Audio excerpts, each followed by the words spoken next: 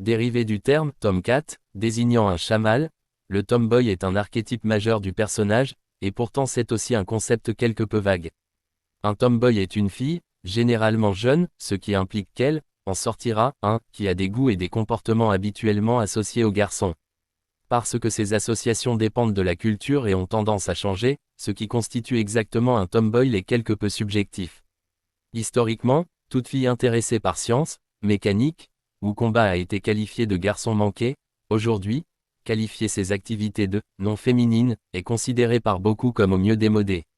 Cependant, même lorsque les rôles de genre sont relativement laxistes ou fluides, les choix faits concernant la consommation des médias, les loisirs et la mode restent pour la plupart séparés. Ainsi, le tomboy reste une figure actuelle et populaire pour diverses raisons. Une femme pourrait s'interroger sur la façon dont la féminité limite ses propres choix et trouver une héroïne partageant les mêmes idées habilitations.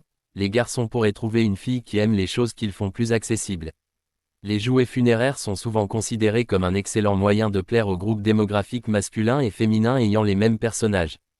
Pour d'autres encore, l'amour des tomboys n'a peut-être rien à voir avec leur opinion sur le genre. Le public trouve les transgressions mineures, des rôles acceptés mignonnes ou drôles. De nombreux médias adoptent cette dernière position, présentant parfois le tomboy comme sympathique mais, en fin de compte, immature, voire troublé. Les justifications de l'histoire varient également. Certaines filles pourraient simplement aimer faire des choses plus enfantines. Peut-être qu'elle est la petite fille de papa et qu'elle veut donc faire des choses avec lui. Peut-être qu'elle n'a pas de frère et donc le père élève sa fille comme il le ferait pour un fils. Ou bien elle n'a pas de sœur mais plusieurs frères, et pour être incluse avec eux, elle se livre à des activités enfantines.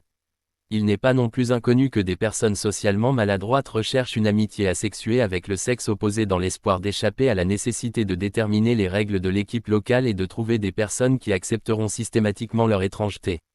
Alors que les tomboys sont soumis à flandrisation, traduction, selon lequel ils détestent toutes les choses girly, la couleur rose, s'habiller, jouer à la maison, faire du shopping, la plupart en vie réelle ils se trouvent simplement, parfois involontairement, qu'il échappe aux normes de genre à quelques égards. À part ces bizarreries, un tomboy pourrait également avoir des intérêts féminins.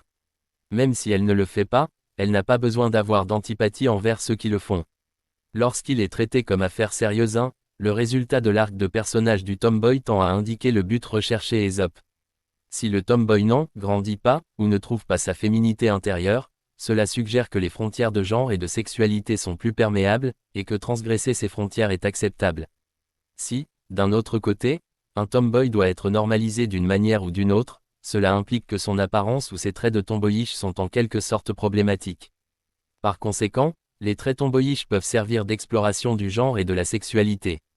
Les sous-tropes, caractéristiques souvent attribuées aux tomboys incluent action fille, la violence physique et la volonté de devenir dur ont tendance à être un trait tomboy, tout comme le fait d'être bonne avec des armes ou des épées.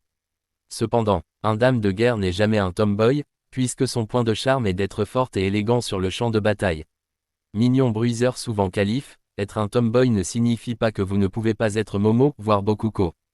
Amazon chaudes sont rarement des tomboys, ironiquement, puisque leurs homonymes étaient plutôt butch, mais parfois les plus jeunes le sont. Vers de bibliothèque badass parmi la variété féminine se trouvent souvent des tomboys furtifs.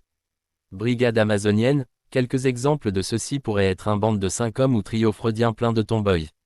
Vérifiez la page. Bokuko, au Japon, une fille-garçon manqué qui le montre en se référant à elle avec les versions masculines de pronoms japonais et honoraires japonais. Peut conduire à pronoun trouble. Tresse d'action, cheveux courts et boyards, queue de cheval garçon manqué et détails tomboyish, coiffure courante pour eux.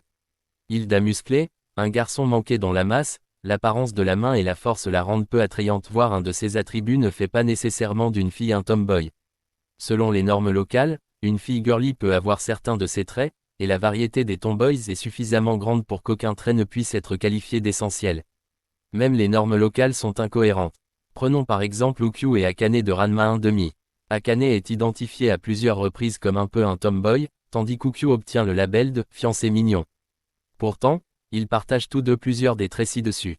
C'est probablement une divergence intentionnelle dans l'histoire.